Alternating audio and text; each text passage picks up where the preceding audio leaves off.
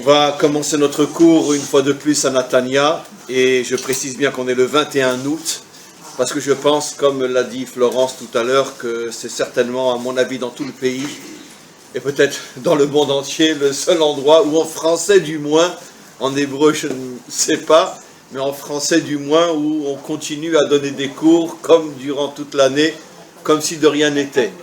Et à Natania, c'est pas évident.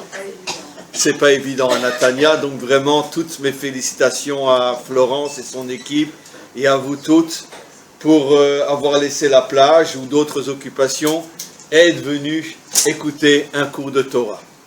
Et le cours aujourd'hui sera Leilou Nishmat, Yaakov ben Yitzhak, Yitzhak ben Yaakov, Mark ben Tzipora, Eliaou Chaim ben Rivka Kuka, ben Rina Kuka, Moshe Roger ben Simcha, Claudine Hamisha bat Henriette Kuka, Avraham ben Myriam et Léa bat Simcha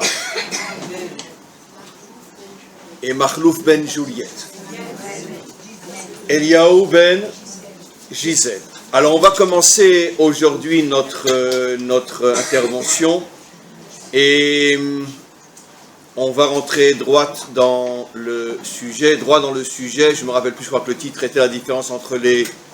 Enfin, le titre n'a absolument aucune importance, parce que de toute façon, ce qui compte, c'est d'enseigner la Torah. Le titre, c'est uniquement de la publicité. Mais quoi qu'il en soit, effectivement, il y a une grosse, énorme différence entre les premières et deuxièmes tables, comme vous le savez toutes. Et la plus importante, il y en a d'autres très importantes aussi, mais moins visibles, dont je ne vais pas parler.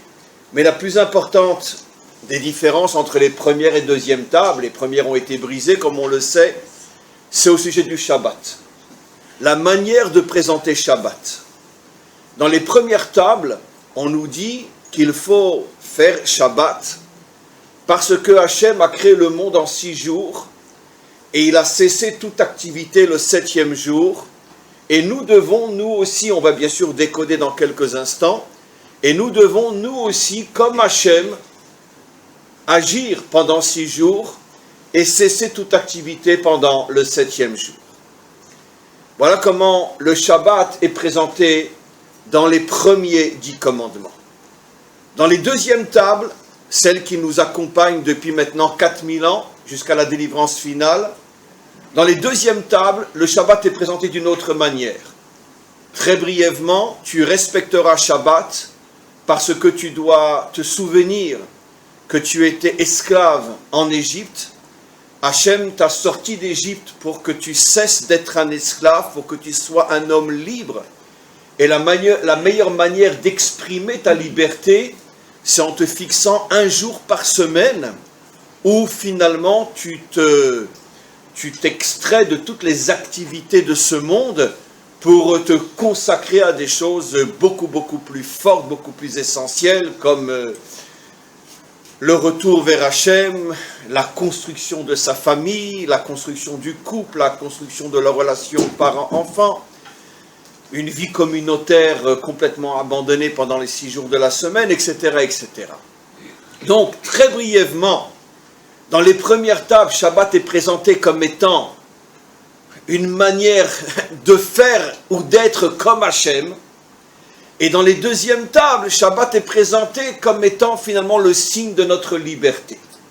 Alors évidemment, je viens de traduire en français des versets de la Torah, donc si on en reste là, effectivement, ça ne nous apporte rien, on ne peut strictement rien comprendre, parce que comment amener à notre niveau le sens profond de ce que la Torah nous dit. Le décodage, Bekitsour. Alors, on va d'abord commencer par poser une question à laquelle je réponds immédiatement. Pourquoi précisément la véritable différence entre les deux tables apparaît le Shabbat? Parce que comme on le sait, qu'est-ce que signifie Shabbat? Repos. Il n'y a que des Français pour traduire Shabbat de cette manière-là. Ben, on est français et fiers de l'être, c'est pas grave. Ça, c'est l'erreur fondamentale due, pas à vous, à tous les traducteurs qui n'ont pas été fichus de traduire la Torah comme il faut. Et il n'y a pas plus dangereux que d'étudier la Torah avec les traductions. En anglais, elles sont un peu mieux, mais en français, elles sont lamentables. Et en vérité, le mot Shabbat ne veut pas dire se reposer, absolument pas. Le mot Shabbat veut dire revenir, la chouve, revenir. Revenir, comment on dit revenir en hébreu? Teshuva, un Baal Teshuva, revenir, la chouve. Et donc, quand on revient en Israël, Anartu Shavim, l'Eretz HaKodesh, comme dit le verset, Veshavta, tu reviendras. Donc, dans Shabbat, la racine, c'est la chouve, revenir. Et revenir, parce que pendant, finalement, toutes nos activités durant la semaine c'est un symbole, c'est toute notre vie en vérité. On n'arrête pas de s'éloigner. On s'éloigne de quoi? De notre source véritable, de notre identité véritable, de nos valeurs véritables. Arrête n'importe qui dans la rue aujourd'hui et demande-lui, même quelqu'un de bien, c'est quoi ton activité principale? Qu'est-ce que 99% des gens vont vous répondre? C'est très juste, le téléphone.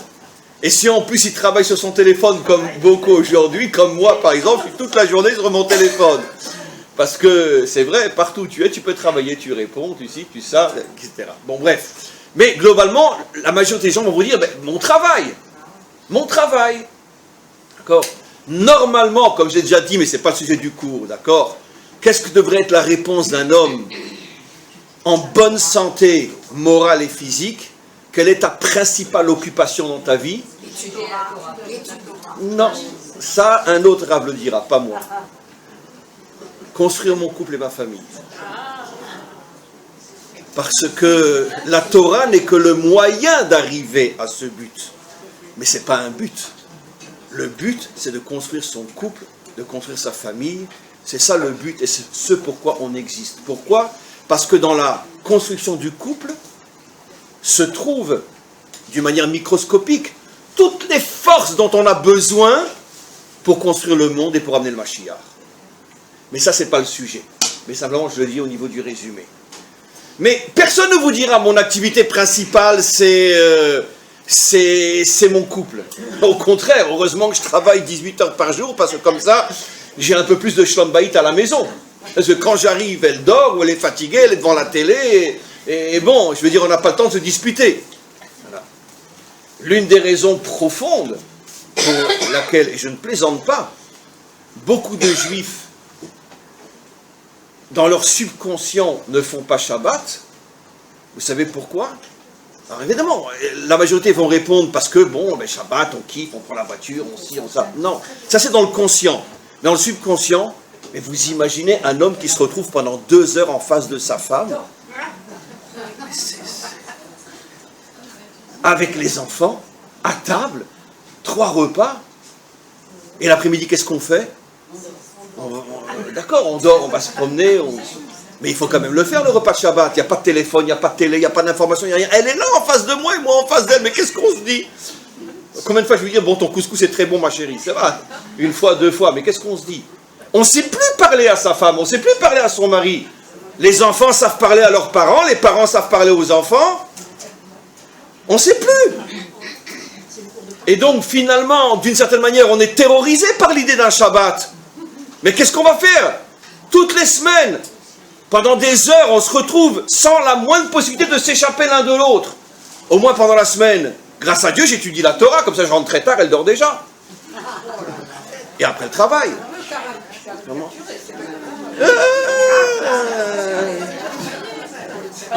Je prends sur moi chaque parole, même si un enseignant doit être un petit peu pédagogue, et donc on pourrait dire...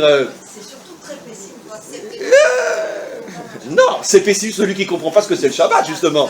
Mais non, c'est exactement le contraire de ce que je dis. C'est très optimiste ce que je dis. Le Shabbat nous a été donné pour sauver le couple, pour sauver la famille. Au contraire, c'est très... Justement, un homme qui, justement, reste très tard à la synagogue, comme dans les communautés françaises où il prie pendant 4 heures, c'est fou là. Et puis après, il rentre. Et puis après, il dit, bon, ma chérie, je m'en vais, j'ai un cours cet après-midi. Il n'y a aucune différence pour lui entre le Shabbat et la semaine. Il n'est jamais avec sa femme. Au contraire, chez nous en Israël, une prière, ça dure 1h30, 2h maximum. On arrive à 10h30 à la maison, on est toute la journée avec notre épouse. Ça, c'est un vrai Shabbat. Mais pas le Shabbat français où on prie pendant 4h30. Et après, il y a le cours l'après-midi, et ci et ça. Bon, en été, c'est un peu mieux parce que le Shabbat termine à 11h. Mais en hiver, comment vous faites? Bon, bref, on continue, on n'a même pas commencé le cours encore. Mais quoi qu'il en soit, on s'éloigne. Durant notre vie, on s'éloigne des vraies valeurs, on s'éloigne de notre identité, ce pourquoi j'ai été créé. J'ai été créé pour travailler? Non, j'ai été créé pour construire mon couple. C'est la Torah qui le dit, c'est pas le Ravdinovitch. Lo tov heyot hadam levado heeselo ezer kenegdo. L'homme n'atteindra jamais le bonheur seul. Faisons-lui une aide à ses côtés. C'est marqué, donnons-lui la Torah, apprenons-lui à faire les mitzvot. Non! Donnons-lui une aide à ses côtés. Maintenant, évidemment, le moyen d'y arriver sans Torah, c'est impossible. Mais quand je mange un repas extraordinaire comme mon épouse m'a cuisiné, même si la vaisselle, elle est fabuleuse, la faïence de France, comment qu'elle s'appelle? Voilà, bon, la faïence de Limoges, d'accord? Et que le repas est fabuleux, vous imaginez le mari qui dit à sa femme, « Oh ma chérie, mais qu'est-ce qu'elle est belle la fourchette !» Il va se prendre un coup de couteau dans le cou. Je me dirais, d'accord, la fourchette est magnifique, mais ce que je veux savoir, c'est comment qu'elle repart. Donc celui qui dit on est sur terre pour étudier la Torah, il ressemble à celui qui dit, pendant un repas extraordinaire que sa femme elle a cuisiné pendant 4-5 heures pour lui faire le repas du siècle, oh ma chérie, ce que la vaisselle est belle. Évidemment que sans vaisselle, on ne va pas manger un repas somptueux dans du chat pa'ami. Évidemment que non. C'est sûr que la belle vaisselle va élever, va embellir, renchérir la nourriture. Mais le compliment, c'est pas ma chérie que la fourchette est belle. C'est qu'est-ce que c'est bon. De la même manière, on n'est pas sur terre pour la Torah. On est sur terre pour réussir notre vie avec notre femme, avec nos enfants, avec notre peuple, avec l'humanité tout entière. Ça commence d'abord par un homme et une femme, puis des parents et des enfants, puis une famille et la communauté, puis la communauté et son peuple avec tous les peuples. Mais non, on ne peut pas y arriver sans la belle vaisselle qui est la Torah, mais ne confondons pas le moyen avec le but. Évidemment que le moyen c'est la Torah. Donc on s'éloigne énormément durant notre vie. Et vient le Shabbat, et le Shabbat chaque semaine, allez reviens toi, il nous ramène. Tachouv, reviens. Maintenant on va refaire un autre test. J'ai déjà commencé à donner la réponse. Je prends quelqu'un comme ça dans la rue qui fait Shabbat. D'accord? Avec ou sans barbe, avec ou sans kippa, peu importe. Je lui demande, dis-moi, en une phrase, c'est quoi le Shabbat? 99,9% des gens ne répondront pas à ce que la Torah nous dit, ni dans les premiers, ni dans les deuxièmes commandements. Ils ont Shabbat, je cesse toute activité. Shabbat, je me repose. D'accord, c'est juste. Mais c'est pas ce que dit la Torah. Dans les premiers commandements, la Torah nous dit Shabbat, c'est pour être comme ton créateur, ou Shabbat, c'est pour faire de toi un homme libre. C'est-à-dire, est-ce que tu sens véritablement que Shabbat, tu redeviens un homme libre? C'est pas évident. Je dis pas oui, je dis pas non, mais c'est pas évident. Est-ce que tu sens le Shabbat que tu es comme ton créateur? Voilà. C'est pour ça que les premiers temps ont été brisés, comme on va le voir. Mais avec les deuxièmes, tu sens vraiment que le Shabbat fait de toi un homme libre? Tu te sens libre? Et qu'est-ce qu'on appelle la liberté? Alors, ça veut dire quoi? Je vais juste rajouter une petite parenthèse qui est très importante. Vous savez, les maîtres des secrets expliquent que le Ikar de la Torah a été donné pour les générations qui précèdent la délivrance plus que pour toutes les autres générations. Attention, toutes les générations ont accompli la Torah. Mais l'essence, le vrai but, le pourquoi réel de la Torah commence à se dévoiler réellement au fur et à mesure que nous nous approchons de la délivrance finale. D'accord? Je vais vous poser une question. On explique que le Shabbat, c'est faire de nous des gens libres. Très bien.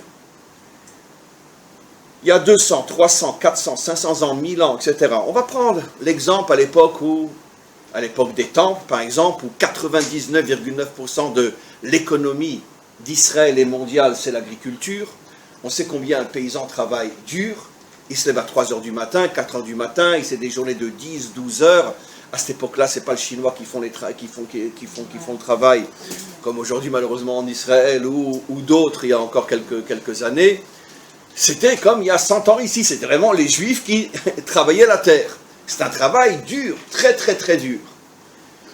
Est-ce qu'un homme comme ça, quand il arrive au Shabbat, pour lui le Shabbat c'est... Bon, nous, est-ce qu'on travaille aussi dur que les agriculteurs d'il y a 1000 ans? Non. Devant un ordinateur, tac, tac, tac, etc., etc. Bon, quand on arrive au Shabbat, vraiment pour nous, c'est une libération comme pour l'agriculteur d'il y a 1000 ans? Non. Et pourtant, voyez, on réfléchit mal. Le Shabbat est plus pour nous que pour lui. Qui va deviner pourquoi? Qui devine pourquoi? Mais parce que toute la journée, 6 jours sur 6, je suis complètement prisonnier de... J'ai plus aucune liberté. J'ai plus aucune liberté. La matière est rentrée dans mon ADN avec une telle force que j'ai plus aucune liberté. J'ai plus aucune liberté. J'ai plus aucune liberté. Ça veut dire que c'est pas moi qui travaille la matière, c'est la matière qui m'a complètement investi. Quand je dis, il y a encore quelques décennies, quand on voulait partir en vacances et qu'on avait de gros moyens, alors on partait au bout du monde. Aujourd'hui, pour partir en vacances, qu'est-ce que vous faites? C'est gratos. Vous dites à votre femme, je regarde pas pendant 5 minutes, cache-moi mon portable. Vous êtes en vacances. Pas de portable, vous êtes en vacances. Pas besoin d'aller au bout du monde. Je ne sais pas si tout le monde ressent ce que je dis. Et vous imaginez, pendant une journée, sans ordinateur, sans WhatsApp, sans Facebook, sans YouTube, pas de portable. Vous comprenez? Vous connaissez tous l'image, on va revenir à ce que j'ai expliqué tout à l'heure, vous connaissez tous l'image qui a traversé le monde, on l'avait sur WhatsApp, sur YouTube, sur Facebook, etc., d'une famille au restaurant. Ils sont tous avec leur portable. Tous avec, mais on le voit tous les jours. Tous avec leur portable. Vous imaginez comment cette famille-là serait terrorisée de faire Shabbat? Mais qu'est-ce qu'on va faire? On va être les uns en face des autres, mais qu'est-ce qu'on va se dire? On ne sait plus se parler. J'ai 2000 amis sur Facebook. J'ai jamais été aussi seul de ma vie. Donc c'est pas évident. C'est pas évident. Aujourd'hui, Shabbat vraiment nous libère. Parce que jamais le monde matériel n'est rentré dans nos tripes, n'est rentré dans notre ADN autant que dans les générations précédentes. Un homme travaillait dur s'il était paysan, mais il n'était pas l'esclave de sa machine ou de sa pelle. Il a besoin de sa pelle, mais il ne vénère pas sa pelle. Aujourd'hui, enlever le portable à un jeune, il va se suicider. Il va se suicider, même nous. Il va se suicider. Enlever le portable à un jeune de 20 ans aujourd'hui, il va se suicider.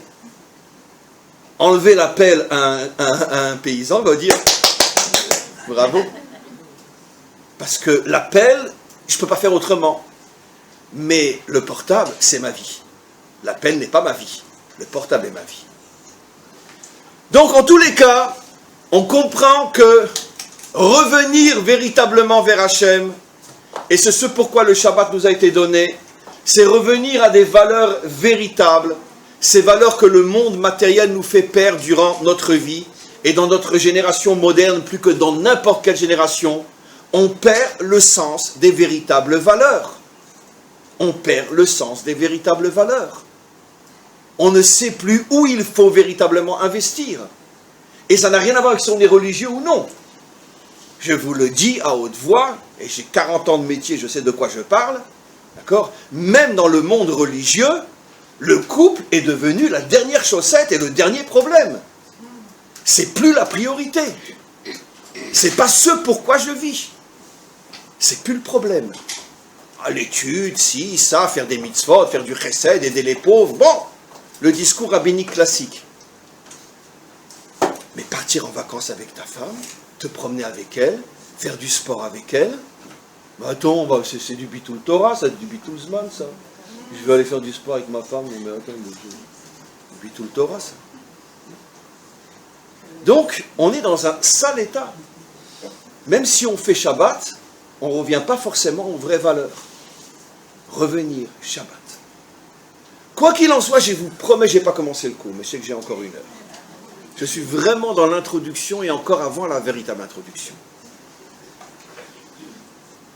Pour comprendre la différence entre les premières et deuxièmes tables, parce que c'est le sujet du cours, pourquoi l'une parle d'être comme Dieu et l'autre parle de ne pas être un esclave, je vais vous donner un exemple simple. Un exemple qui contient tout ce que je vais développer devant vous. Un roi qui avait une partie de ses, entre parenthèses, citoyens qui étaient des esclaves, comme dans l'ancien temps, dans l'époque antique. Et puis, l'esclave s'est très très bien comporté. Il a entendu de bonnes choses sur cet esclave-là. Il décide de le libérer. Il le libère. L'esclave devient maintenant un homme libre, un citoyen à part entière. Et puis après, le citoyen continue à bien se comporter, et au lieu de se dire, bon, ben, j'ai travaillé pour les autres pendant des années, maintenant je vais m'occuper de moi. Non. L'esclave continue à donner une partie importante de son temps à faire du bien, à construire autour de lui. Et même sans le savoir, à prendre des initiatives qui sont exactement ce que le roi espérait voir dans son peuple, des gens qui s'occupent de ce genre de choses. Parce que lui, le roi, ne peut pas tout gérer. Au bout de quelques années, le roi l'appelle et lui dit, tu sais quoi? Il y a quelques années, je t'ai libéré de l'esclavage, j'ai fait de toi un homme libre. Mais comme j'ai vu qu'au lieu de t'occuper que de toi, tu t'occupes finalement de la nation, tu t'occupes de faire du bien autour de toi, eh bien je vais faire de toi mon associé. Tu vas devenir mon sujet, mon prince principal. Et toi et moi, bon, c'est moi qui ai le titre de roi bien sûr, mais Bachétar, sur le terrain, toi et moi, on va travailler ensemble. Tu seras comme moi. Quel est le plus haut des 2 niveaux? C'est le deuxième, bien sûr. C'est le deuxième niveau. Pourquoi? Parce que si je suis un homme libre, très bien, je suis un homme libre, mais je ne suis pas forcément quelqu'un qui consacre ma vie à construire le monde. Dans le deuxième cas, le roi s'est aperçu que cet homme-là ne vivait pas uniquement pour lui, et s'intéressait aux autres, et il en a fait son associé dans la direction de la nation pour le bien-être de tous les citoyens. Eh bien mes amis, c'est exactement la différence entre les 2 tables. Les deuxièmes parlent uniquement du fait que si tu acceptes la volonté d'Hachem, si tu comprends profondément le sens du Shabbat, tu seras un homme libre. Je vais expliquer dans quelques instants ce que j'entends par un homme libre. Mais tu seras un homme libre. Mais être un homme libre, c'est forcément avoir atteint le niveau le plus élevé? Non. Les premières tables nous disent quelque chose de beaucoup plus. Tu n'es pas seulement un homme libre, tu es comme moi. De la même manière que moi j'ai construit le monde en 6 jours, eh bien je te veux à mes côtés pour continuer à parachever l'œuvre de la construction, et tu seras comme moi un constructeur. Mais comme moi, le 7e jour, je n'ai pas continué à créer, alors je te donne tout ce que j'ai, je te le donne. Tu es comme moi. Tu n'as pas le titre de roi, mais en vérité tu es comme un roi. Tu travailles comme moi pendant 6 jours, et le 7e jour tu te reposes, de manière à ce que tout le monde voit que dans ce monde, tu agis comme Dieu. Tu es mon associé. Malheureusement, on sait tous que les premières tables ont été brisées. Je pense que vous devinez toutes quel est le message parmi d'autres, car on est dans la Torah et la Torah elle est infinie. Mais celui que je vais vous transmettre, quel est le message des tables brisées? On n'est plus comme lui. Ça veut dire qu'on arrive au mieux dans ce monde à être un homme libre. Mais à être l'associé de Dieu dans la construction du monde, le premier qui m'en trouve un, bravo. Je ne dis pas qu'il n'y en a pas. Mais les tables sont brisées. Ça veut dire qu'il y a des morceaux de table. Attention, les tables n'ont pas disparu. Les tables sont brisées. Et vous savez toutes que pendant toute l'histoire du Aron HaKodesh, où on avait les 2e tables, il y avait une petite place dans le Aron HaKodesh où on mettait aussi les tables brisées. Comme pour dire que les tables brisées sont là. Mais ce sont des morceaux. Il y a un juif par-ci, un juif par-là. Mais dire que tout le peuple d'Israël est au niveau d'Hachem et ne s'occupe que de construire le monde, non. Il n'y a que des morceaux de peuple. Un juif ici et un juif là. Mais ce sont un peuple brisé. Ce n'est pas un peuple qui tout entier s'occupe de la construction du monde. Alors on commence déjà à avancer pas mal, mais je veux juste revenir maintenant un petit peu en arrière. C'est quoi finalement être un homme libre? On a commencé à l'expliquer. C'est être capable de ne pas se servir de son portable le Shabbat. Très bien. Donnons d'autres exemples. Être un homme libre, c'est que je rentre dans une de mes chambres ou pièces le Shabbat parce que je cherche quelque chose, d'accord? Mais c'est le soir et il fait noir et j'ai pas de lumière. Alors évidemment, l'idiot va dire « Oh zut, avec ces lois idiotes, en quoi ça me fatigue d'appuyer sur un bouton? Ça me fatigue 200 000 fois plus de chercher pendant des heures, alors qu'en appuyant sur un bouton, je comprends pas, Shabbat est donné pour se reposer ou pour travailler ?» Qu'est-ce qu'il va parler comme ça? Le suprême idiot, qui n'a rien compris au Shabbat. Le Shabbat n'a pas été donné pour te reposer dans le sens animal du terme. Mais non. Le Shabbat t'a été donné pour te reposer dans le sens de ton esclavage du monde. Montre que tu es capable d'agir sans utiliser toute la technologie et tous les moyens que ce monde met à ta disposition pour faire finalement de toi un robot qui ne réfléchit plus. Réapprends à vivre, réapprends à... Voilà. Pourquoi je dis toujours, ne le prenez pas mal, mais c'est un petit peu vrai. Pourquoi je dis toujours que l'alia des pays occidentaux, pas des États-Unis, mais des pays occidentaux, pas de Russie non plus, mais des pays occidentaux, France, Belgique, Allemagne, Israël, c'est l'alia la plus difficile. Parce qu'en Europe, on a fait de nous des assistés. Et quand on arrive ici, c'est le Far West, c'est Lucky Luke. Si tu ne tires pas plus vite que ton ombre, tu prends une balle dans la tête. Ici, c'est pas, oui madame, passez la première, je vous en prie. C'est le Far West ici. Donc, il faut tu dégaines et tu tires. Si tu tires pas, t'es mort. Donc, automatiquement, pour les Américains, c'est très facile, c'est les cow-boys. Pour les Russes, alors c'est encore plus facile, parce qu'ils réussissent tellement bien, les Russes en Israël. Parce qu'ils sont nés dans le travail et dans l'effort. Mais nous, avec nos allocations, logements, machin, etc., comme on sait tous en France, quel meilleur des métiers? Avoir 3 gosses, t'as plus besoin de travailler. T'as 3 enfants, tu ne travailles plus. Ben, on connaît tous l'histoire. Je ne travaille plus. Pourquoi? Ben, je suis arrivé au 4e gosse. Je ne travaille plus. Ben oui. C'est quoi, je travaille plus? Avec 4 gosses, on ne travaille pas assez? Très bonne réflexion, madame. Je parlais de l'homme. Mais très bonne réflexion quand même. Très bonne réflexion. Mais je parlais de l'homme. Par défaut de ma nature. Je parlais de l'homme. Comme j'en ai rencontré. Je connaissais en France un chirurgien dentiste, d'accord? Lui a une nara très connue à Paris, gagnait une fortune. Un jour, il m'annonce qu'il arrête de travailler. C'était il y a plus de 30 ans, donc il avait, je sais pas, 35, 38 ans à l'époque. Je lui dis, comment tu arrêtes de travailler? Mais attends, avec tous les clients que tu as, etc. Il dit, écoute, on vient d'avoir notre 8e enfant, j'ai fait mes calculs. Avec 8 gosses, je gagne beaucoup plus qu'avec tout le travail que je fais. Donc il a arrêté de travailler. Il s'est mis à étudier du matin au soir à l'âge de 38 ans. Et il gagnait plus en tant que chirurgien dentiste, avec 8 gosses. On travaille depuis qu'on se réveille. Oui, bon, mais comprenez, c'est ce que je veux dire, travailler dans le sens à l'usine ou chirurgien ou médecin, etc., ou avocat. Dans les pays européens, tu es pris en charge, plus ou moins. Mais si tu as beaucoup d'enfants, alors là, la prise en charge, elle est totale. Et donc, c'est ridicule d'aller travailler. Tu reçois plus de l'État que par tes propres efforts. Donc, c'est pour ça que pour les gens comme nous qui venons de France et d'ailleurs, l'alia n'est pas facile. Vous savez, quel est le pays au monde, malheureusement, au sujet duquel il y a le plus de retours après être venu? La France. On a atteint il y a quelques années le niveau de 40% de retour.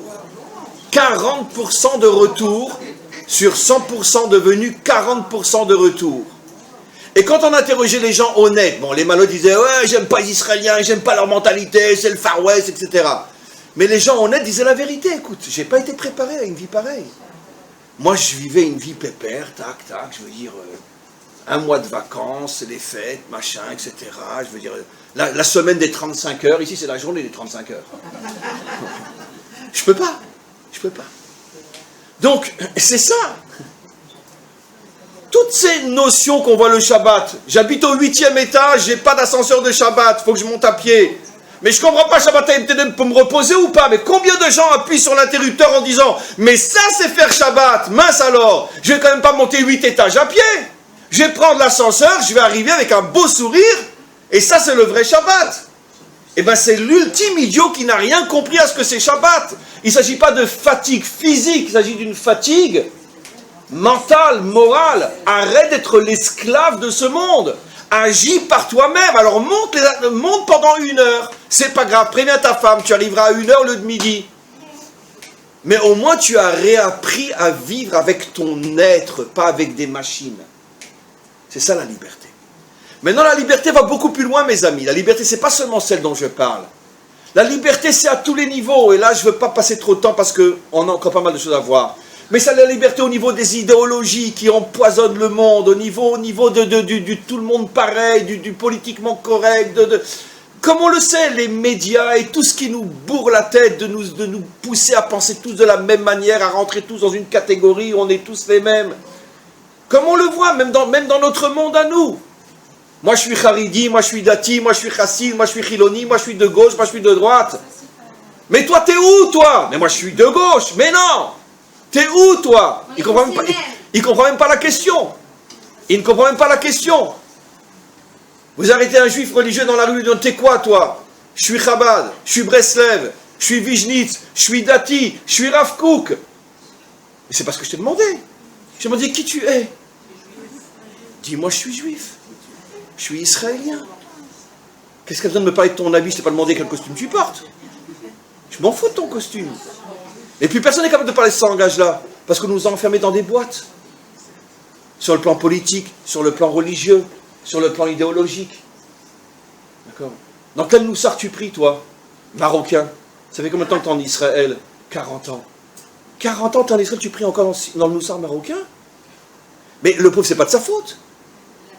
Vous savez, ça fait 71 ans qu'on a un État, il n'y a pas encore un seul rave qui a essayé de faire un sidour qui engloberait tout le peuple juif. Non. Il y a le sidour des chassidim, le sidour des Marocains, le sidour des Tunisiens, le sidour... Ça veut dire quoi? Mais comment je vais à Jérusalem? Pourquoi je prie marocain? Mais je ne suis pas fautif, personne ne m'apportera le sidour du peuple juif revenu sur sa terre. Excusez-moi, les prières, ça dépend. Ah non, c'est loin d'être les mêmes. Ah non. Je préfère la prière marocaine que l'ashkénaze, oui, franchement. C'est déjà. C'est pas ça que je veux dire, mais quand ils disent les prières, c'est écrit la même chose dans... Mais c'est impossible. Prenez un exemple. Rosh Hashanah, Kippour, c'est impossible. C'est pas du tout la même prière. Mais rien à voir. Comment ça se fait? Mais parce que ce sont des traditions différentes, des maîtres différents. Les maîtres ashkénazes ont créé des sidourim qui n'avaient rien à voir avec les maîtres séfarades. Et ne parlons pas des maîtres irakiens ou des maîtres syriens ou des maîtres perses. Qu'est-ce qu'un maître perse a à voir avec un maître russe? Ils se sont jamais vus, ils se connaissent pas, etc. Chacun selon son approche. Quand on prend un livre de prière, ce qui est écrit de la Torah, c'est pareil pour tout le monde. Non, les versets, oui, mais pas la prière. Le Shmona Esrei, le Birkat Hamazon, beaucoup de prières, même l'ordre des prières, les brachot du matin, c'est pas du tout pareil. Ah, c'est au point de vue. Oui, l'ordre et même les mots. Les mots changent énormément. Même les halachot. Et les halachot, n'en parlons pas. Je vais dire, faites manger du riz à un Ashkenaz à Pessah. Il préfère mourir. Vous comprenez? Faites passer un Pessah Chabad à un Marocain. Il dit, je préfère me convertir. D'accord, mais il y a énormément de différences encore. Alors, tant qu'on était en exil, évidemment qu'un Marocain ne peut pas vivre comme un Russe. Mais ça fait maintenant 1 siècle et demi qu'on est revenu sur notre terre. Ça fait 71 ans qu'on fait Yom Ha'atzmaut. Il n'y a pas encore un rave qui s'est dit, viens, on va réunir tous les grands de la génération, on va essayer de créer quelque chose de plus uniforme, pour que on se sente tous faire partie du même peuple. Non. Peu importe, mais en tout cas, ça n'existe pas. On continue. Peu importe. Donc, la liberté, d'accord, comme le chantait, ma liberté, longtemps je t'ai cherché, moustaki, très bien, comme une perle rare, très bien. Et donc, moustaki, il a défini ce que c'est la liberté. On la cherche, on la cherche, on la cherche, mais c'est une perle rare, parce que on est tous prisonniers à l'intérieur de systèmes qu'on a hérités de nos parents, de notre éducation, du milieu qu'on fréquente, etc. Il faut jamais effacer, il faut remplacer, il faut construire quelque chose qui réunit le peuple juif. Et ça, on n'a personne aujourd'hui qui est capable de créer un nouveau modèle qui permettrait à tous les juifs venus de tous les endroits de se retrouver, de s'identifier avec un modèle qui reconstruirait, on pourrait dire, l'identité du peuple juif revenu sur sa terre. Ça viendra, je pense que le Mashiach le fera. Mais pour l'instant, il n'y a même pas un commencement de ça. Alors, ça c'est la liberté. Merci. Maintenant, on va enfin pouvoir commencer le cours.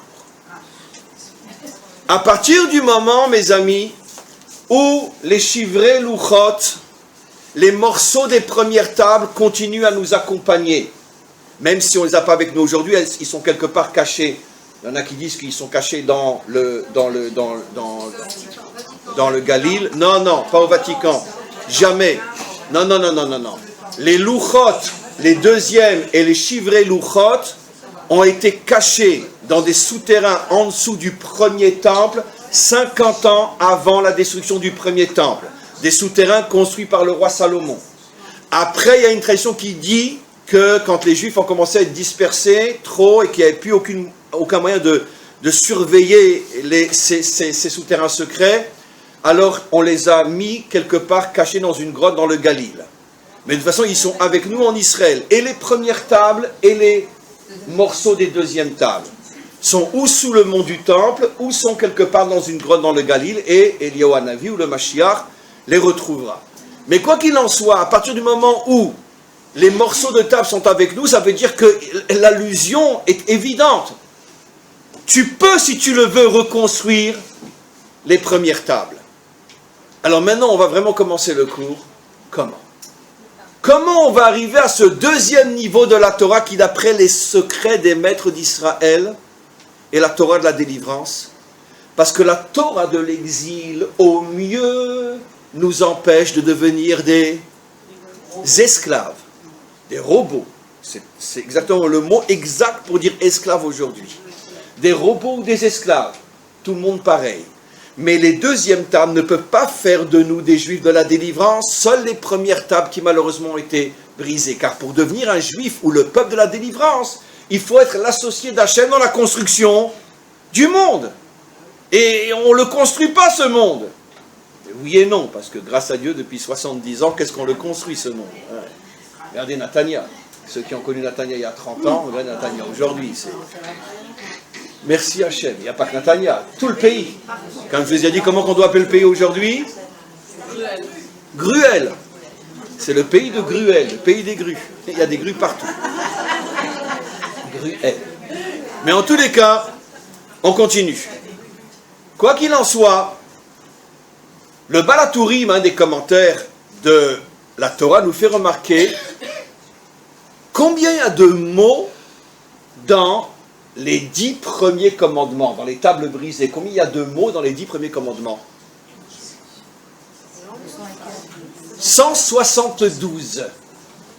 Et 172, c'est la valeur numérique de quel mot? Le Balatourim était un français. Le talon, Ekev. Notre paracha. Ekev, c'est la valeur numérique 172. Ça, je dis que c'est un français parce que c'est un commentaire qui nous permet, mamash, de prendre notre pied. Et on va vraiment prendre son pied avec ce commentaire-là, ou son talon. Donc, il nous fait remarquer que le mot Ekev, le talon, a la même valeur numérique que 172, qui est le nombre exact de mots dans les premiers 10 commandements. Par contre, dans les deuxièmes commandements, il y en a beaucoup plus, il y en a 189. Mais ça, c'est un cours en soi, je ne peux pas tout expliquer. La différence entre 172 et 189, ça peut être un cours en soi. Mais on va se concentrer sur le 172, qui est le talon. Mais, comme toujours, les maîtres d'Israël, les vrais, ils nous donnent une clé, mais ils n'ouvrent pas la porte. Ça veut dire qu'il ne faut pas rester comme idiot et dire « Oh, qu'elle est belle la clé !» Non. Il t'a donné la clé, maintenant rentre. Ça veut dire approfondis. Essaye de comprendre à quoi il fait allusion.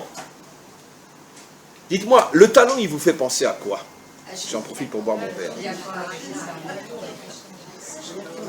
Jacob avec Esav, c'est très juste. Ça sera une partie du cours de ce soir. Ça, je ne vais pas en parler. Que ce soir aussi, c'est sur le talon. Je tiens juste à vous dire, mais c'est tant mieux que certaines choses que je dis maintenant, je les redirai ce soir. Mais approfondies d'une autre manière. Et de toute façon, c'est pas grave si le même jour on entend des notions importantes deux fois. Je vais dire d'autres choses ce soir, mais je reprendrai certaines notions que je vous explique ce matin aussi. Jacob, bien sûr. Pourquoi Jacob s'appelle Jacob? Parce qu'il tenait le talon de Esav. Ça, c'est une partie du cours de ce soir.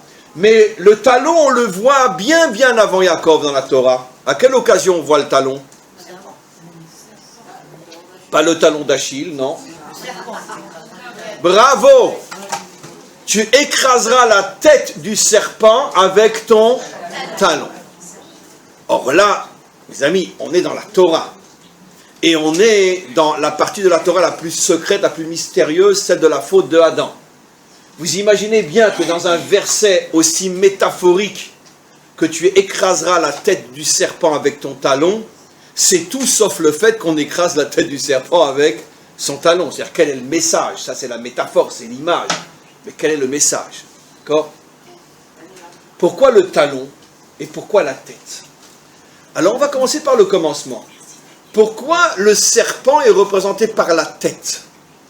Parce que l'essentiel de la force du serpent, le serpent, bien sûr, c'est pas le serpent. Le serpent, c'est quoi le serpent? Ben, c'est... Nachash, bien sûr. C'est quoi le Nachash? Le serpent. Et le serpent, c'est quoi? Le Nachash. Très bien. Mais c'est quoi? C'est quoi? Ben, ce sont toutes les idéologies, tout le mensonge qui pourrit le monde depuis des millénaires.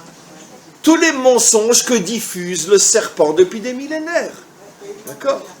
Dans toutes les générations, le serpent, c'est la tête. Tu lui brasses, la tête, tu lui écraseras la tête. Donc c'est le cerveau, c'est la pensée, c'est les pensées, dans un langage moderne, les idéologies qui, dans toutes les générations, pourrissent le monde. D'accord? D'accord? Comme celle qui est en train de prendre de plus en plus de place aujourd'hui, et qui fait que nous le verrons encore, un jour viendra où un jeune homme aura honte de sortir dans la rue en tenant son épouse ou sa copine par la main. Parce qu'ils seront pris pour des gens pas normaux. Les normaux, c'est deux hommes qui se tiennent par la main. Deux femmes. Ah, ne vous foutez pas de moi, hein, parce que malheureusement, on le verra avec une petite larme aussi. On le verra. Et vous savez où ça existe déjà? Où jamais un couple normal osera sortir main dans la main ou bras dans le bras. Vous savez, dans de nombreux quartiers à San Francisco. Ça existe déjà. Ils ne vont pas là-bas parce qu'ils vont être pris pour des débiles mentaux. Tu sors avec une fille, t'as pas honte? Bien sûr. Mais c'est ça le Nachash. Le Nachash, ce sont des idéologies qui sont soigneusement préparées, raffinées. Après, elles sont confiées à des penseurs, à des écrivains, aux médias. Elles sont appuyées par la loi. Et petit à petit, le peuple, d'accord, reçoit ce venin et considère que finalement, c'est tout à fait normal, c'est tout à fait légal. C'est une mode, c'est une idéologie. Tout ça, c'est juste. Mais quoi qu'il en soit, c'est comme ça. Quel a été, je vais vous faire rire, mais c'est malheureusement tellement vrai, dans toute l'histoire des 71 ans de l'histoire d'Israël, de la naissance de l'État d'Israël, quel a été le dirigeant d'Israël le plus extrême droite? Comment? Ben Gurion. Vous avez 100% raison. Pourtant, il était de gauche et d'extrême gauche sur le papier. Si Ben Gurion revenait aujourd'hui et qu'il voyait la droite, il tirerait la chasse. Et ça, c'est la droite. Mais moi, de gauche, j'étais 1000 fois plus à droite que vous qui vous prétendez à droite aujourd'hui. Mais pourtant, ça a commencé pendant des décennies avec des gouvernants soi-disant de gauche, mais qui étaient 100 000 fois plus à droite que les plus à droite d'aujourd'hui. D'accord? Et aujourd'hui, d'accord, vous dites à quelqu'un, regarde, bon, allez pas me le chercher à Kriyat Arba ou à Hebron, bien sûr, mais je parle du grand Israël, dites à quelqu'un, regarde, si on a la preuve absolue qu'en partageant Jérusalem, on aura la paix dans le pays, tu es prêt à partager Jérusalem? Non. 99,9 diront oui. Mais bien sûr, mais bien sûr, mais bien sûr. Mais dites-moi, vous avez eu des enfants à l'armée, vous? Oui? Très bien. Alors, bravo. Mais dites-moi, je ne comprends pas. De toute façon, on l'a, Jérusalem-Est aujourd'hui? Alors, arrêtez les comédies. Allez, personne ne nous entend, c'est pas enregistré. Vous vous promenez à Jérusalem-Est aujourd'hui? Très bien. Si vous vous promenez à Jérusalem-Est aujourd'hui, qu'est-ce qui vous arrive? Shema Israël, un coup de couteau dans le dos. Par contre, eux peuvent se promener sans problème chez nous. Et on leur dit encore, allez, je vous en prie, etc. Très bien. Pas de problème. Donc, dites-moi, quel est le seul endroit au monde où un juif n'a pas le droit de bouger les lèvres de peur de prier? Sur le mont du Temple. D'accord, très bien. Donc maintenant, par contre, si j'ai un fils de 18 ans, d'accord, et qu'on me pose la question, regarde, tu sais, regarde, on va donner la moitié légalement, parce que de toute façon, concrètement, personne ne va de ce côté-là, et de toute façon, le mont du Temple n'est pas à nous, Jérusalem-Est, aucun juif n'y va. Bon, politiquement parlant, allez, on va leur donner. En échange, ton fils ne risque plus sa vie. Mais arrêtez de jouer la comédie, on n'est pas enregistré. Tout le monde dira, mais bien sûr, donnez-leur, de toute façon, on ne peut pas y aller. La vie de mon fils est plus importante. Quel parent qui va dire le contraire? Moi le premier. Là, dommage qu'on m'a enregistré. Très bien. Moi le premier. Évidemment que la vie de mes enfants est plus importante. Évidemment. Vous pensez que Ben Gurion aurait accepté une chose pareille? Jamais. Jamais. Jamais. Mais qu'est-ce qui s'est passé entre Ben Gurion et aujourd'hui? 70 ans du venin du serpent. Par les livres, par la tikshorek, on dit par les médias, par tous ces idéaux qu'on diffuse. Dites-moi, quelle est, sans vouloir faire de politique, on passe tout de suite après autre chose, quelles sont les deux régions dont on ne parle que d'elles dans toute la Bible? Judée et Samarie. On ne parle que, et uniquement que, et absolument que de la Judée et de la Samarie dans toute la Bible. Quelles sont les deux terres que le monde considère qu'elles ne sont pas à nous? La Judée et la Samarie. Vous auriez imaginé que si Ben Gurion avait possédé la Judée et la Samarie, il aurait été prêt à les rendre? Jamais. Et aujourd'hui, 70% d'Israël, en échange d'une paix, sont prêts à donner, si pas 90%. C'est un peu plus compliqué, parce qu'il y a quand même 300 ou 400 000 habitants là-bas, juifs. Mais bon, en théorie, parce que le monde change. Ça, c'est le venin du serpent. Le venin du serpent, il s'infiltre. Vous savez que quand un serpent mord, il vous mord, qu'est-ce qui fait mal? C'est la morsure. Mais est-ce que c'est la morsure qui tue? Non, pas du tout. C'est le venin. Le venin, quand il rentre, il fait mal? Pas du tout. On ne le sent pas du tout. Et puis tout d'un coup, hop, un arrêt cardiaque. Dès qu'il est arrivé au cœur. Mais le venin, il fait pas mal. C'est la morsure qui fait mal. Prenez. Alors, si on doit donner un exemple très simple, que Dieu préserve, il y a un attentat. Ça, c'est la morsure. Ça fait très mal. Mais ce n'est pas la morsure qui va nous tuer, ce n'est pas l'attentat. C'est toute la campagne médiatique après. Finalement, si on leur donnait la Judée et la Samarie, il n'y aurait peut-être plus d'attentats. Ça prendra 50 ans jusqu'à ce que le venin arrive au cœur d'Israël. Mais il monte. Et on voit que le monde change aujourd'hui. Même la droite aujourd'hui est plus à gauche que la gauche de l'époque de Ben Gurion. Mais à un moment donné, il n'y aura ni gauche ni droite. C'est l'époque du Mashiach, Be'ezrat Hashem, bien sûr. Ça demande donc une intelligence extraordinaire. Pourquoi le serpent est appelé dans la Torah le plus intelligent de tous les animaux qu'Hachem avait créés? Ne le comprenez pas bien sûr dans le sens littéral, les animaux dans le sens de wou-wou. Animaux dans le sens de gens qui vivent comme des animaux. C'était le plus intelligent de tous. Il avait le temps. Il dit, c'est pas grave. Ben Gurion, il est comme ça aujourd'hui, dans 70 ans, tout aura changé. Et il y arrive. Donc la force du serpent, elle est dans sa tête. Elle est dans sa tête. Et on comprend pourquoi la Torah nous dit, tu devras écraser la tête du serpent. Mais maintenant, je vais vous poser une question terrible. On a encore une demi-heure, Florence, à peu près. Je vais vous poser une question terrible. Au niveau de l'image, je comprends très bien qu'on écrase la tête du serpent avec un talon. Mais au niveau du décodage, le talon dans l'homme représente quelle partie du corps? Celle qui est la plus basse, qui est la plus éloignée de la tête, à l'extrême opposé de la tête. Pourquoi la France aujourd'hui se définit par l'expression « on prend son pied » ? D'accord ? D'accord ? Pourquoi ? Parce qu'elle est tombée complètement au niveau du pied. Il n'y a plus aucune réflexion, plus aucune pensée, plus aucune idéologie. Plus personne ne croit en rien. Simplement s'amuser, kiffer. C'est ça la France, c'est ça l'Europe. On prend son pied. C'est-à-dire même dans l'expression, on comprend que ce qu'ils veulent nous le transmettre, c'est on n'a plus de tête. On prend son pied. C'est Nahash. Non. Non. Alors maintenant, c'est ça la question. Comment on peut se battre contre la tête du serpent avec son pied? Mais pas seulement son pied. La partie la plus pied du pied, c'est le talon, puisque c'est la partie la plus insensible. Celle qui est vraiment à l'extrême opposé de la tête.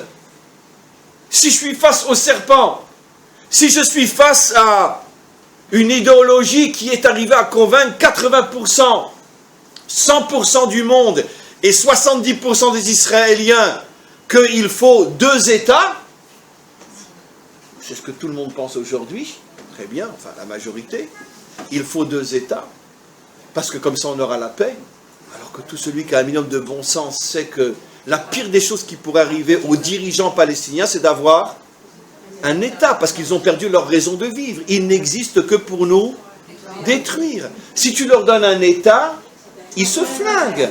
C'est la pire des choses que tu puisses leur faire. Pourquoi? Pour 2 raisons.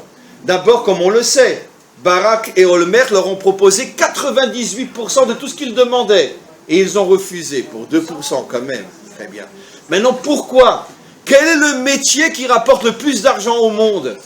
Chef terroriste, c'est que du noir, tu fais ce que tu veux. J'ai déjà dit des milliers de fois. Mais les hommes les plus riches de la terre sont les chefs du Hamas. On a découvert une partie des comptes de Arafat, tout de suite ça a été censuré. Les gens, quand ils l'ont appris, tout de suite ça a été censuré. On a menacé la presse que si elle le diffuse, ils vont tous y passer. Mais quand on a commencé à savoir quels étaient les comptes privés d'Arafat, les gens ont failli avoir une syncope. Même Bill Gates, il ne pourrait même pas être son valet de chambre. Par rapport à ce que Arafat avait, c'est de l'argent noir. Tout vient d'Europe. Et on fait ce qu'on veut avec. Donc les dirigeants terroristes jamais cesseront d'être des terroristes, parce que s'ils sont des dirigeants officiels, ça sera moins facile.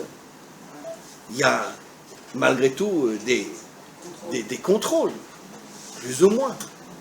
Et deuxièmement, et la vraie raison, c'est même pas tellement l'argent, c'est que toute leur idéologie en tant que musulmans, c'est la disparition de l'État d'Israël, parce que d'après le Coran, c'est inconcevable qu'il puisse y avoir au Proche-Orient un État qui ne soit pas musulman. Donc c'est un problème et religieux et financier. Mais malgré tout, tu as 90% d'imbéciles dans ce pays qui sont persuadés que 2 États amèneront la paix. Mais ce ne sont pas des imbéciles, les pauvres. Ils sont victimes du venin du serpent, qui a mis 70 ans pour atteindre le cœur d'Israël. C'est très dur. Alors je reviens à ma question.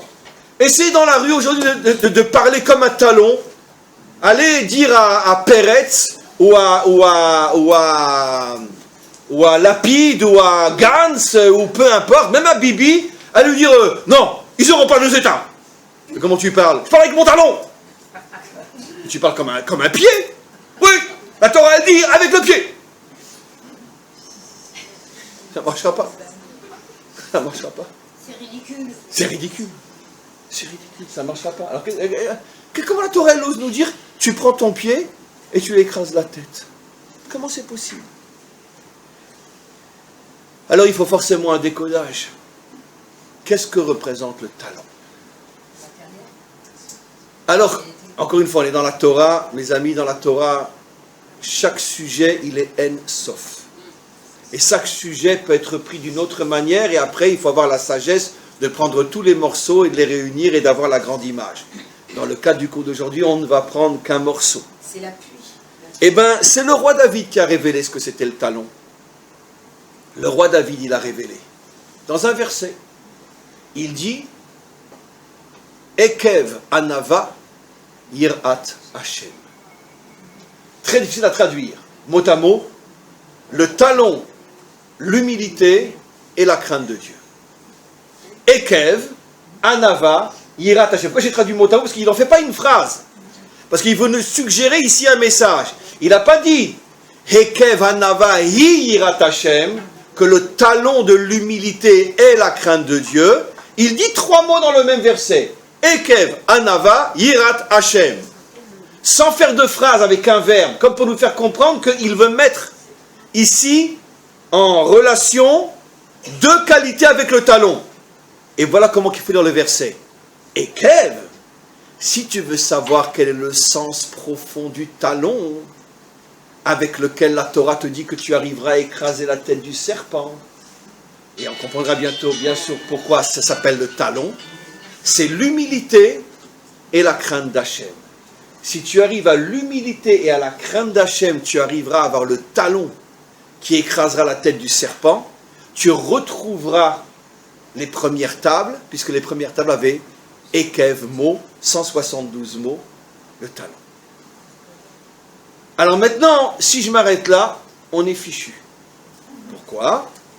Parce que si je vous pose la question, c'est quoi l'humilité?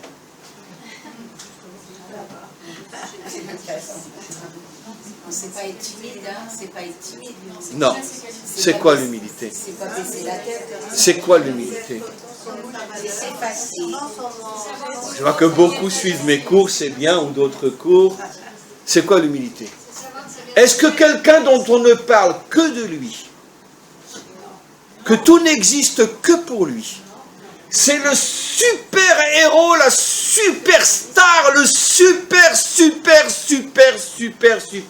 Est-ce que ça peut être quelqu'un de Hanav?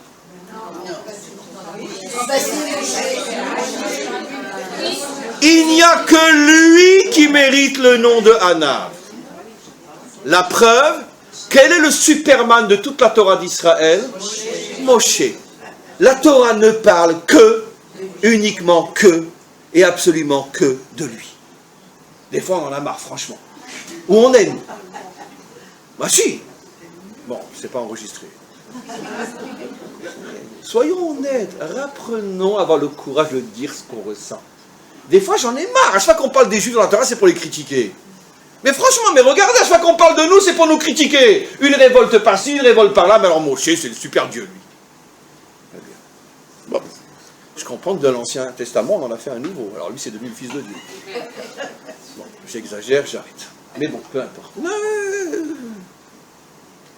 Quand on comprend mal la première Torah, on en arrive à la deuxième. Mais quoi qu'il en soit, on voit que Moshe, c'est Superman. Superman, il prend son bâton, il tape sur le rocher, tac, il ouvre la mer, waouh, il met Pharaon à genoux. Dommage qu'on n'a fait qu'un seul film sur lui, les 10 commandements, on l'a vu il y a 40 ans. Imaginez aujourd'hui si on continue à faire des films sur Moshe. D'accord. Des fois, je me dis un petit peu de Trump qui ressemble un petit peu comme ça. De loin, c'est un rayon. Mais bon, comme ça.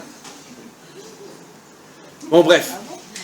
Un petit peu de loin, on se table pour m'amuser. Mais c'est vrai, je veux dire ça. Alors donc, maintenant, pourquoi on a pris l'exemple de Moshe? Mais mes amis, dans toute la Torah, le seul qui est appelé humble, c'est Moshe. Donc vous voyez bien que l'humilité n'a rien à voir avec... Non, pas moi. Il a fait tout ce que Dieu lui a demandé. Vous avez tout compris. On va l'expliquer. L'humilité, ce n'est pas ne rien faire. Celui qui, soi-disant par humilité, dit non, j'ai pas besoin, va me montrer, je vais dire, mais non. Celui dont on parle le plus dans toute la Torah d'Israël, c'est le seul sur lequel on dit qu'il est le plus humble de tous. Alors comment c'est possible? Donc plus j'en fais, plus je suis humble. Oui. Plus tu en fais sans le moindre intérêt personnel. Pour le dire dans un langage moderne, ce que vous avez dit. Vous avez dit la volonté d'Hachem, vous dites dans un langage moderne. Quand quelqu'un est capable d'être un Superman, de vouer sa vie à faire, à construire, mais sans rechercher le moindre intérêt personnel, la moindre flatterie, la moindre reconnaissance, il ne le fait que parce qu'il sait qu'il faut le faire, plus c'est un Superman et plus c'est un homme humble, véritable. Mais maintenant, je vais vous poser une autre question. Mais c'est très dur d'arriver à être un Superman et malgré tout de rien ressentir au niveau de son ego. Et moi, et moi, et moi. D'accord, mais comment qu'on y arrive? C'est très très dur. C'est très très très dur. Non mais Moshe, il n'a pas fait ça pour avoir cette réputation. Comprenez? Moshe, il n'a pas fait ça pour avoir cette réputation. Non, mais une fois que tu es dedans et que tu sais que pendant des millénaires, on ne va parler que de toi. Tous les maîtres d'Israël appellent Moshe Rabbeinu. Il est le Rabbeinu de tout le monde. Mais de son temps, il n'a pas pensé à ça. Peut-être pas, mais une fois que tu es dedans et que tu vois tes réalisations, tu arrives à être à la tête de 100 milliards d'euros et pas te sentir... tu arrives à avoir la plus belle maison de Hollywood et pas te sentir... tu arrives à acheter des bijoux à ton épouse, ça vous aimerez bien ça, comme ça, des bijoux à 100 millions d'euros, le bijou, et pas te sentir... hein, ça va être dur, madame, hein? Mais une fois que vous l'aurez, je ne suis pas sûr. C'est pas évident. Ouais, bon, allez. Comment? Oui, mais d'accord, si c'est des mots, tout ça, c'est pas évident. C'est pas évident. Je dis pas que c'est impossible ce que Moshe est arrivé. Mais comment on y arrive? Alors, sachez que nos maîtres nous révèlent la recette. Et là, vous allez voir quelque chose d'extraordinaire. Et celui qui l'a le mieux expliqué, c'est Rabbi Nachman de Breslev. Il explique... Non, ça c'est des formules magiques pour les gens qui n'ont rien compris. Il explique chose extraordinaire. Il dit, c'est la raison pour laquelle plus un homme est grand, plus il fait du bien, et plus il va être critiqué, poursuivi et humilié. Oui, c'est difficile à croire. Mais c'est comme ça que ça fonctionne. Il dit pourquoi? Parce que regardez, on va faire un test très simple dans la vie de tous les jours. Vous faites du bien à quelqu'un qui est dans la difficulté, vous lui faites du bien, vous l'aidez. D'accord? Et un jour, vous avez une discussion avec lui, et il vous manque de respect, il vous envoie balader. Quelle va être votre réaction première? Espèce d'ordure, tu peux être sûr qu'à partir d'aujourd'hui, tu peux crever pour mes yeux. Alors là, je veux te dire, mais attends, ça fait des années que je te fais du bien et que ça, tu te comportes avec... Très bien, ok. Quand quelqu'un il fait du bien, sans la moindre pensée de récupérer quoi que ce soit, et qu'il n'a pas au minimum un peu de reconnaissance, un peu de merci, c'est sûr que ça le tue. Et si en plus il va être critiqué, il va être insulté, on va même falsifier ce qu'il dit, ou etc., on va inventer des choses sur lui. Un jour, 2 témoins sont venus dans un tribunal juif de l'époque, du Shtetl, en Ukraine, et viennent témoigner comme quoi Rabbi Nathan, l'élève de Rabbi Nachman, avait mangé à Tisha B'Av. Bon, comme il y avait déjà une grosse critique sur ces tzadikim-là, ce n'étaient pas les seuls, sur Baal Shem Tov, sur l'Ari Akadosh, sur le Ramchal, on en parlera, le Rambam, Maïmonide, tous ces livres ont été autodafés en France, dans la ville de Lunel, si je ne me trompe pas. Et donc, les témoins viennent, le tribunal enquête, il convoque Rabbi Nathan. Il lui dit, écoutez, on a 2 témoins ici, barbus, papillotés, ils mettent un streimel le Shabbat, ils nous disent que vous avez mangé Ça semble confirmer toutes les rumeurs qu'il y a sur votre secte, là, hein, Nachman, Nathan, etc. Vous êtes sûr que vous êtes des juifs, quand même, manger à Tisha B'Av. Et Rabbi Nathan se met à pleurer, il dit, mais enfin, c'est pas possible, c'est pas possible. Enfin, comment vous pouvez imaginer que je vais manger à Tisha B'Av? Et bon, il a été condamné, je ne sais pas ce qu'il a dû subir, et une exclusion, peu importe, etc. Quelques mois après, les deux témoins tombent malades. Et ils se sentent agonisés. Ils font venir le tribunal, et ils leur disent, oui, c'est vrai, on a vu Rabbi Nathan manger à Tisha B'Av, mais ce qu'on ne vous a pas dit, c'est que c'était un Tisha B'Av qui était tombé un Shabbat. Donc ils n'ont pas menti, mais ils ont oublié de rajouter. Ça veut dire que pour pouvoir l'attaquer, ils ont dit que la moitié, il a mangé à Tisha B'Av, comme cette année, Tisha B'Av est tombé un Shabbat. Mais ils n'ont pas rajouté. Quand ils ont vu que maintenant Hachem allait les tuer, ils ont fait un aveu. Mais comment on peut dire une chose pareille sur le vœu? L'oncle du Hari Akadosh a voulu mettre en Kherem, il vivait lui en Russie je crois, il s'appelait un Louria aussi, il a voulu mettre en Kherem son neveu, le Hari Akadosh. Au point que a envoyé Rabbi Chaim Vital lui parler, lui expliquer, mais attends, mais qu'est-ce que tu as entendu sur mon maître? Il avait entendu de telles sornettes de gens apparemment fiables, et donc il ne pouvait pas imaginer que c'est pas vrai. Le Ramchal, le tribunal de Amsterdam, l'a obligé à venir avec tous ses livres et les brûler devant le tribunal de Amsterdam. Tous des juifs paillotés, barbus, etc. Pourquoi? Parce qu'on avait raconté des tas de choses à son sujet, et surtout, il avait aussi un petit problème, c'est que il était professeur à l'université en Italie, c'était pas très... etc. Et il faisait des pièces de théâtre aussi, etc. Bon, il y avait des raisons profondes à ça, mais c'était quand même le Ramchal. Aujourd'hui, qui oserait lever le nez sur le Ramchal? Le Rambam Maïmonide, ses livres ont été, pas tous ses livres, le Guide des égarés a été brûlé, déchiré en France. Et quand après un de ceux qui était l'initiateur de cette autodafé des livres de Maïmonide s'est rendu compte de la grandeur de Maïmonide, il est parti à pied, nu, depuis Lunel jusqu'en Espagne pour aller demander pardon à Maïmonide. Pieds nus. Il est arrivé, il n'avait plus de pieds. Lui, il n'a vraiment pas pris son pied. Il n'avait plus de pieds. Pieds nus. Oui, mais bien sûr, mais je ne parle que de juifs avec des juifs. Bien sûr, évidemment, que de juifs avec des juifs. Bien sûr. Les plus grands ennemis des juifs sont souvent des juifs. Bien sûr. Aujourd'hui, on en a un en Amérique qui est pire que Hitler. Ça commence par un S, son nom, mais peu importe. Oui, bon, bref. Très bien. Je dis, il y a aujourd'hui un juif dans ma génération qui est pire qu'Hitler. Son nom commence par un S, il vit à New York. Très bien. Peu importe, je vous le dirai après quand ce ne sera pas enregistré, parce qu'avec l'argent qu'il a, il me prend des avocats, Très bien. Peu importe. Et quoi qu'il en soit, on voit que... Non, c'est pas Sanders.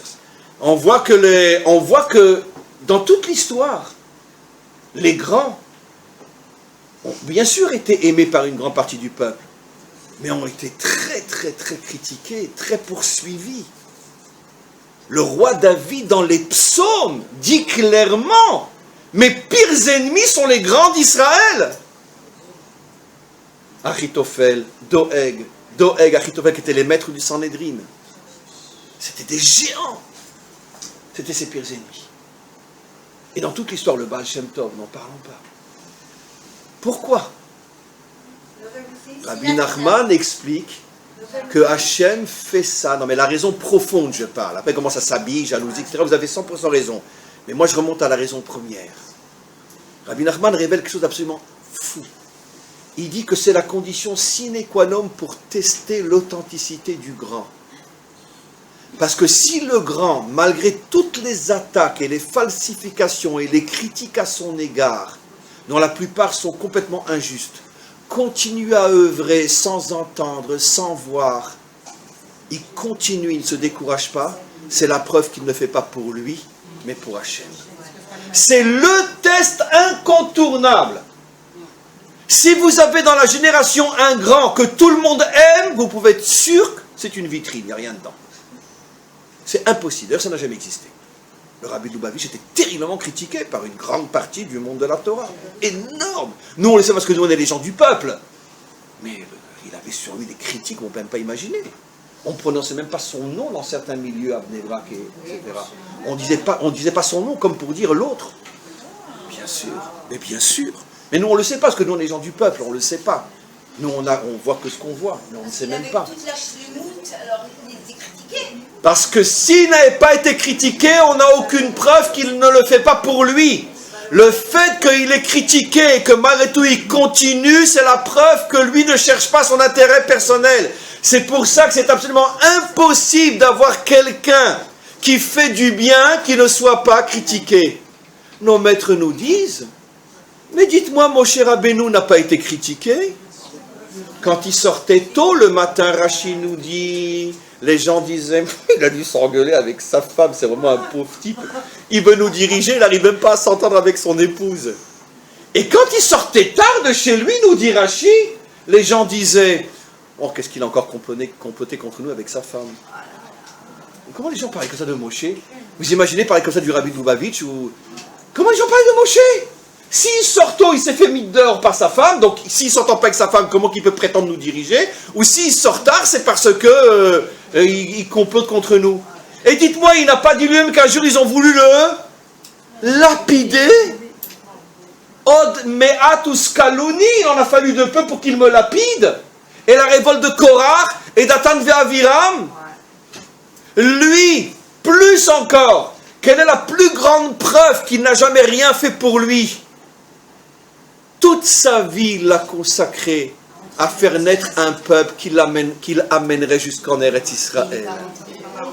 Et Hachem lui dit, quand il est à la frontière, il dit, hé, tout le monde rentre sauf toi. Il s'est arrêté, il s'est mis en colère, il a continué à servir Hachem et son peuple jusqu'au dernier jour de sa vie. Mes amis, vous savez pourquoi c'est tellement dur de reconstruire les premières tables? Parce que si je fais rien, c'est clair qu'au mieux, je suis dans les deuxièmes tables uniquement. Donc je ne serai en aucun cas un acteur de la délivrance finale, puisque je ne construis pas le monde, je ne suis pas comme Dieu. Si je commence à faire, c'est sûr que va tomber sur moi un tsunami de critiques. Et j'ai pas envie, moi, j'ai pas envie d'être la cible de tout le monde, j'ai pas envie. Alors après moi, le déluge. Je me contente des deuxièmes tables. Et c'est pour ça que vous avez très peu de gens qui font vraiment. Vous savez que les maîtres du Talmud, les plus grands comme Rava, Abaye, etc., ceux dont on voit dans chaque page, on voit leurs noms et leurs enseignements. Vous savez qu'avant de mourir, ils disaient à leurs élèves, c'est dans le Talmud, vous pouvez vérifier, demandez à quelqu'un de vérifier pour vous. Ils disaient à leurs élèves, quand je mourrai, ne le faites savoir à personne, enterrez-moi dans le plus grand secret. Je ne veux pas que mes ennemis se réjouissent de ma mort. Mais enfin, comment? Mais comment un maître du Talmud peut dire des choses pareilles? Mais nous, on imagine qu'ils étaient adulés par toute la génération. Rabbi, mais pas du tout. Enterrez-moi en secret pour ne pas que mes ennemis se réjouissent de ma mort. Rabbi Yehuda Anassi, Rabbeinu HaKadosh, Rabbeinu le Saint, a dit à ses élèves, quand je mourrai, n'emmenez pas mon cercueil de ville en ville pour qu'il y ait des milliers de gens qui se joignent à mon enterrement, d'accord? Afin que mes ennemis ne se réjouissent pas de ma mort. Pas les ennemis juifs, goy bien évidemment, juifs je parle. Même Rabbeinu HaKadosh, parce qu'un vrai grand, il est forcément extrêmement critiqué. Parce que c'est le test que Hachem lui envoie pour savoir s'il le fait pour lui ou pour le Ham Israël. S'il le fait pour lui, il ne tiendra pas. Ce n'est pas possible. S'il le fait pour le Ham Israël, il n'entend rien, il ne voit rien et il continue. Ça, c'est le secret de la Hanava. Et c'est pour ça, mes amis, que ce n'est pas évident. Donnons un exemple simple dans la vie de tous les jours. D'accord? Quelqu'un décide, par exemple, d'être un membre actif dans sa propre communauté. Quoi qu'il fasse, de toute façon, il sera plus critiqué que adulé. Surtout dans une communauté. D'accord? Vous connaissez l'histoire d'un juif qui, son bateau a fait naufrage et il arrive à s'en sortir, il arrive sur une île déserte. il construit 2 synagogues. Pourquoi? Celle où il rentre et celle où il ne rentre pas. Donc, ça n'existe pas. Mais c'est ça. C'est ça. Et donc, tu veux t'occuper d'une communauté? Nos maîtres nous disent, et là aussi vous allez être choqués, mais le problème c'est qu'on vit dans un monde fou qui a tout changé par ces mensonges. Quel est le critère d'un vrai rave de communauté? Savoir que c'est un bon rave. C'est pas de moi, je ne me permettrai pas. Nos maîtres nous disent, s'il est critiqué par sa communauté, c'est la preuve c'est un bon rave. Si tout le monde l'aime, c'est la preuve c'est un charlatan. C'est dur aujourd'hui, hein, parce que ça ne fonctionne pas toujours comme ça. Mais comment nos maîtres osent dire que si tout le monde aime ce rave, c'est forcément un charlatan? Mais c'est normal, parce que si c'est un vrai rave, forcément il faut qu'il dise la vérité, il faut qu'il remette les gens en place. Il n'est pas là pour passer de la pommade sur les gens, il est là pour les aider à se construire. Donc forcément il va être critiqué par tout le monde. Mais s'il est constamment en train de dire « Oh oui, c'est bien, c'est beau, c'est ci, c'est ça », ben, tout le monde va l'aimer, ça c'est sûr. Mais c'est un charlatan. Donc l'humilité, c'est quoi? Après on passe encore quelques minutes et on a terminé. L'humilité, c'est la capacité d'agir en sachant qu'à partir du moment où tu agis, Hachem va tester ton authenticité et il va la tester en t'amenant de la critique. Je terminerai juste par un mot qui va lier finalement avec aussi l'idée du début du cours. Quel est le seul moment où un couple a le droit de dire qu'il s'aime à la folie? Comment? Là c'est du cinéma. Là. Ça c'est Hollywood. Le seul moment, c'est quand ils se disputent à mort et que malgré tout, ça ne viendrait même pas à la pensée de leur pensée de se divorcer. Ça c'est l'amour absolu. Bien sûr. Parce que malgré les tensions terribles, ils savent que de toute façon, ils sont pour l'éternité ensemble. Là, c'est la preuve d'un amour authentique. Sous la roupa, non mais attends.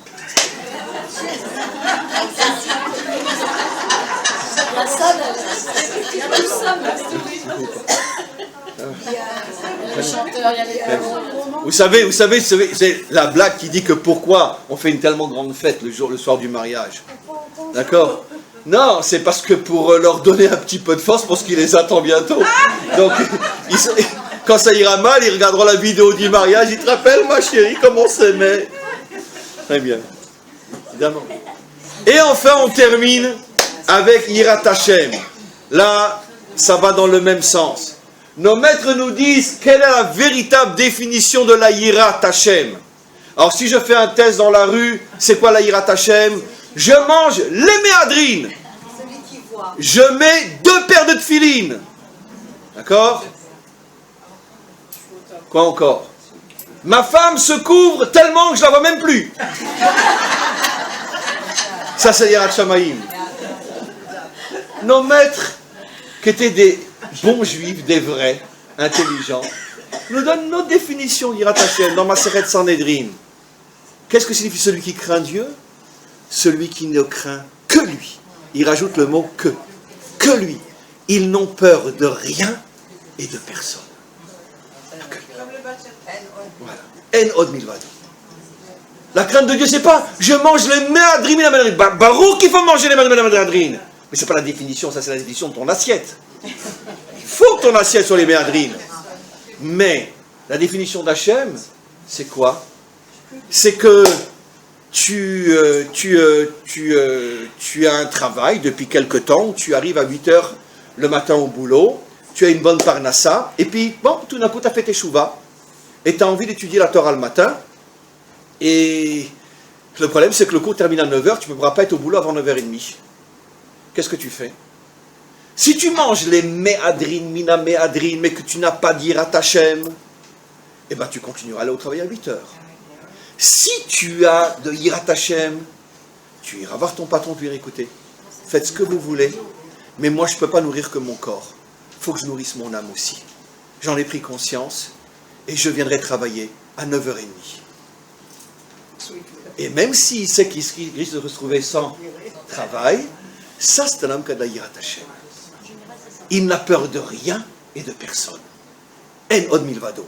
Si Hachem, tu veux que j'étudie, que j'ai la parnassa, je te fais confiance, tu me trouveras le moyen. Mais moi, je ne cède pas, je n'ai pas peur de mon patron. Voilà. Ça, c'est Yirat Hashem. D'accord? Yirat Hashem d'un peuple, C'est quoi? C'est que notre Premier ministre, il fait comme ça, une soirée, il fait un interview public au monde entier, et il leur dit comme ça, écoutez, vous savez quoi? Vous pouvez monter, descendre. On annexe la Judée, la Samarie, le Liban, une grande partie de la Syrie, et tout le côté est de la Jordanie. Très bien. Parce que c'est à nous en vérité, la Torah le dit. Maintenant, vous en trouvez un qui aura le courage de faire ça? Donc en vérité, la Hirat Hashem, c'est il était une fois nos ancêtres, les Hébreux. Nos maîtres nous disent, maintenant chacun à son niveau, mais j'ai pris maintenant le cas extrême d'un dirigeant, mais je reviens au cas qui nous concerne plus, le cas par exemple d'un problème de travail, ou etc., etc. Je ne cède pas. Je ne cède pas. D'accord? Ça veut dire que je suis dans une situation où je dois choisir entre la crainte de risquer quelque chose à vision humaine ou la crainte d'Hachem. C'est la crainte d'Hachem. Il n'y a pas. C'est comme ça. C'est comme ça que ça fonctionne. Celui qui a ces deux qualités, que tout ce qu'il fait, il le fait pour Hachem.